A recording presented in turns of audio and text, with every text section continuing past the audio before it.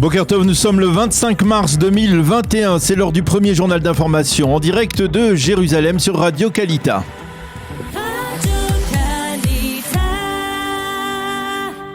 Direction nos studios à Jérusalem avec notre correspondant Daniel Haïk. Bonjour Daniel, et sans surprise à la une de l'actualité ce matin, bien sûr, les résultats des élections pour la 24e Knesset.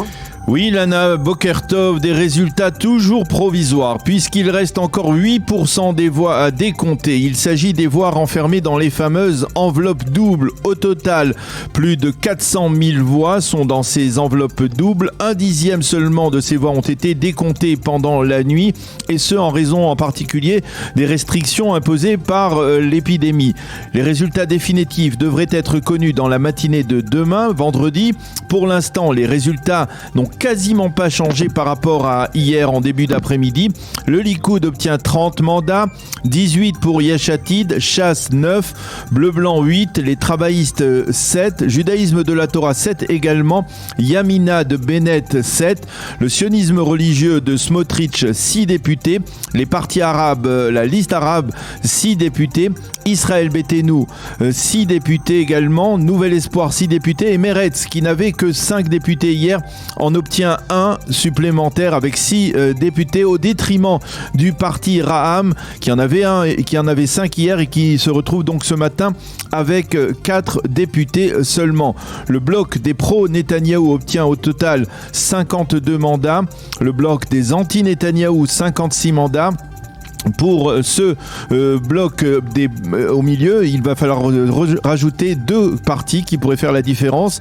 Le parti Amina de Naftali Bennett avec 7 mandats et donc le parti Raham avec 4 mandats supplémentaires.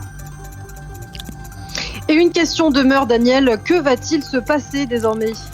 Eh bien oui, c'est l'attente. Effectivement, il faudra d'abord attendre la publication des résultats officiels de ces élections. Cela va prendre encore du temps. D'abord, en raison des fêtes de Pessah qui vont paralyser le travail de la commission électorale centrale ce week-end. Ensuite, parce que le président de l'État va donner du temps au temps, si l'on peut dire. On estime en effet que Reuven Rivlin laissera aux leaders des formations politiques le temps de définir des alliances avant de les convoquer pour savoir à qui il demandera de former la prochaine coalition gouvernementale. Pour l'instant, la logique voudrait que ce soit Binyamin Netanyahou, soit Yair Lapid, mais il pourrait y avoir un cas de figure où c'est même Naftali Bennett qui serait désigné. Bennett a déclaré qu'il attendra les résultats définitifs avant de réagir. Et l'une des incertitudes, c'est l'attitude de Mansour Abbas, le leader de la liste islamiste Raham, qui a franchi, lui, le seuil d'éligibilité. Oui, et pour l'instant, les avis sont partagés. Hier, Lapid a téléphoné à Mansour Abbas pour prendre rendez-vous avec lui. L'hypothèse d'une coalition entre Lapid et Abbas pourrait sembler logique dans l'absolu, mais on le sait qu'Abbas s'est considérablement rapproché de Binyamin Netanyahou au cours des derniers mois. Il pourrait, en échange de promesses, on va dire, très substantielles de budget pour le secteur arabe israélien, soutenir probablement de l'extérieur et certainement au coup par coup une coalition de droite conservatrice qui serait alors dirigée par Binyamin Netanyahou. Hier, le Premier ministre a fait savoir par l'un de ses proches qu'il n'écartait pas la possibilité de coopérer sur le plan parlementaire avec Raham, mais Itamar Ben-Gvir, l'un des chefs de file du sionisme religieux à l'extrême droite de l'échiquier politique israélien, a déclaré qu'il n'était pas question pour son parti de siéger dans une même coalition avec Raham. Et parmi les cas de figure envisagés face à l'ambroglio actuel, on parle d'une coalition ad hoc provisoire.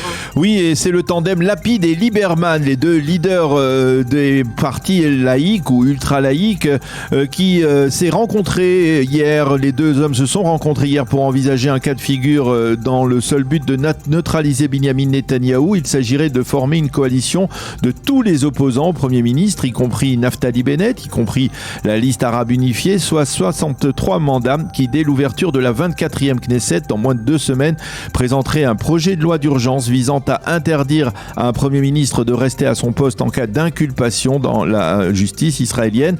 Ensuite, dans une seconde étape, cela conduirait le Likoud à destituer Binyamin Netanyahou. Et alors, dernière étape, le Likoud sans Netanyahou pourrait alors entrer dans une coalition centriste et d'union nationale. Mais c'est l'un des scénarios qui est envisagé ce matin dans l'échiquier politique israélien. C'est la fin de ce premier journal d'information.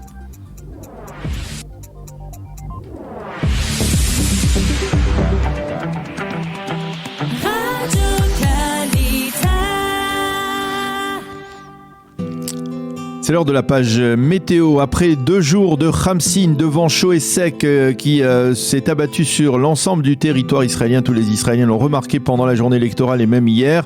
Le temps s'est à la fois éclairci, si l'on peut dire, et refroidi.